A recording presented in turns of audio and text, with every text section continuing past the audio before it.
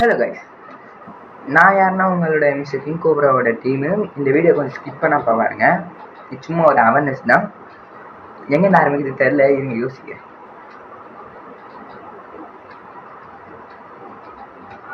Okay, இது உங்கள் பசங்கிட்டலாம் காமிங்க. பார்ட் 1.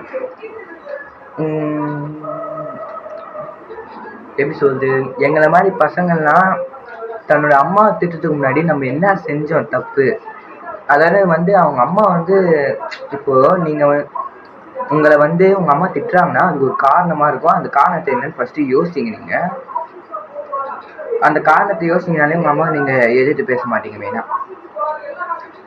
ஏன்னா அவங்க செஞ்ச தப்பு, நம்ம செஞ்ச தப்பு நம்ம உணர்த்தவே இல்லை. ஆனால் நம்மளை சரி செய்ய நம்ம அம்மா பார்க்குறாங்க. ஆனால் நம்மளாம் அது புரிஞ்சிக்காம அம்மாவே நம்ம எதிர்த்து பேசுகிறோம். ஸோ நம்ம என்ன செஞ்சோம் அப்படின்ற ஒரு தப்பு கொஞ்சம் சரி பண்ணி பாருங்க. எங்கள் அம்மா என்னை திட்டுவாங்க, ஏன் நான் வீடு எப்படி வச்சிருக்கேன்னு. அப்போ எனக்கு தெரியாது. அப்போ நான் எங்கள் அம்மா பிடிச்சி எடுத்து பேசுவேன், உண்மைதான் இது. ஆனால் அதுக்கப்புறம் கொஞ்சம் கொஞ்சமாக யோசிக்க தான் நம்ம அம்மா கிட்ட நம்மளே சாரி கேட்கணும் அப்படின்ற ஒரு சின்ன இதுவாக தோணும். ஸோ நம்ம ஃபஸ்ட்டு அவங்க திட்டும் போது நம்ம மேலே என்ன தப்பு இருக்குது அப்படின்றத ஃபஸ்ட்டு யோசிச்சு பாருங்க. நீங்கள் அதை யோசிச்சு பார்த்தீங்கனாலே உங்களுக்கு ரொம்ப சிம்பிள்.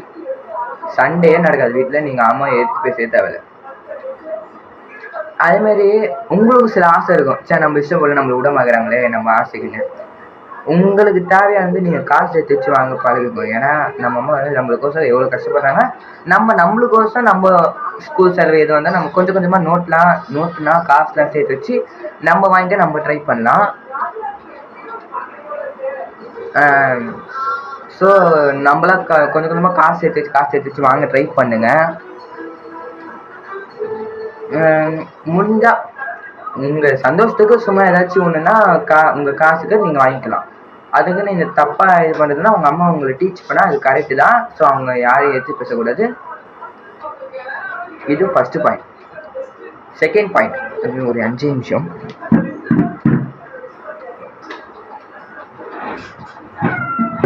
எல்லாத்தையும் ரெடி பண்ணிட்டு ஃபேன் இல்லாமல் குழுங்கு. ஸோ ஃபேன் போட்டு வந்துட்டேன்.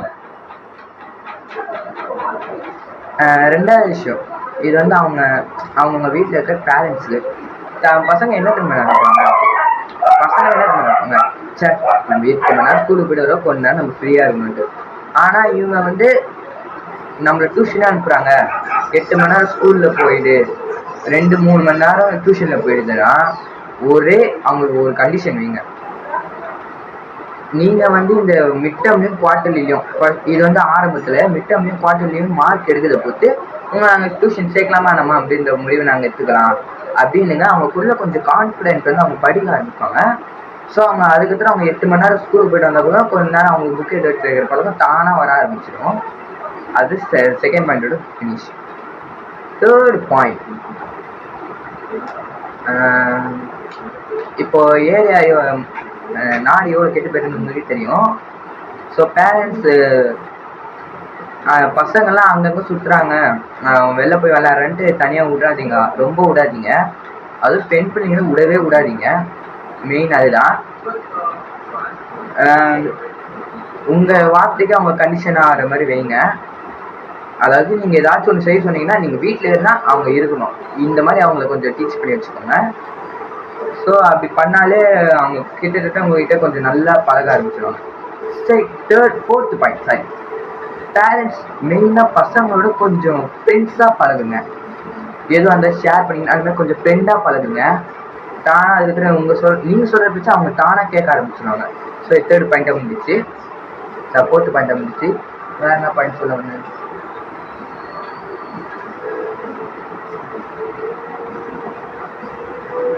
ஸோ இதுமாதிரி எனக்கு எதுவும் ஞாபகம் தான் சொல்கிறேன். மெயினாக ஸ்டூடெண்ட்ஸுக்கு நான் என்ன சொல்கிறேன்னா, நம்ம அம்மா இப்போ நம்ம ஸ்கூலில் பெஞ்சில் உட்காரோன்னா நம்ம அம்மா செய்கிற வேலை மட்டும்தான் ஒரே இது. ஸோ நம்ம அம்மா எங்கேயும் யார் முன்னாடி நீங்கள் எடுத்து பேசக்கூடாது. ஸோ பாய், உங்களை அடுத்த வீடியோவில் சந்திக்கிறேன். நான் 5th பாயிண்ட்டாக ஒன்று சொல்ல போகிறேன். அது என்னன்னா, பேரண்ட்ஸ் நீங்கள் கொஞ்சம் ஒரு சில பேரண்ட்ஸுக்கு லீவ் இருக்கும், ஒரு சில பேரண்ட்ஸுக்கு லீவ் இருக்காது. சனி ஞாயிறு ஆனால் கூட அது எனக்கு தெரில. பட் எங்கள் அம்மாவுக்குலாம் சனி ஞாயிறு லீவ் இல்லை. உங்கள் பசங்க கிட்ட தயவு செய்து ஃபோனே கொடுக்காதீங்க.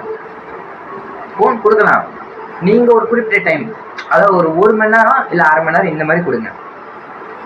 அதை விட்டா டிவி கூட அவ்வளோ பார்க்க வைக்காது. நீ பேரண்ட்ஸ் கொஞ்சம் ஸ்டூடெண்ட்ஸோட என்ன பண்ண டைம் ஸ்பெண்ட் பண்ணுங்க. அப்போ அவங்க கொஞ்சம் கொஞ்சமாக அவங்களுக்கு இன்னும் கொஞ்சம் உங்கள் பேச்செலாம் கேட்கணுன்ற இன்னும் நிறைய கான்ஃபிடென்ஸ் வரும். இவங்க சும்மா கண்ணு பார்க்குறது, கை நோண்டுது, இது மட்டும் தான் நடக்குது, வேற எதுவுமே நடக்கிறது இல்லை. டிவினா கை அதே தான், கை நோண்டுது, கண்ணு பார்க்குது, இது மட்டும் தான் நடக்குது தவிர அவங்க மனசு விட்டு யார்கிட்டையும் பேசுறதும் இல்லை. ஸ்கூல்ல என்ன நடந்துச்சுன்றது எதுவுமே அவங்க யோசிக்கிறது கூட இல்லை.